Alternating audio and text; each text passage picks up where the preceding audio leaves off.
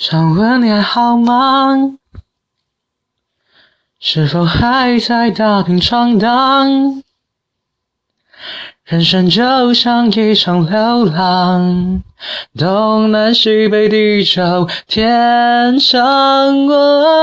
你说你想屏障，已过尽掉的稀松平常，餐餐吃饭热吃的慌张，美梦也来不及消化。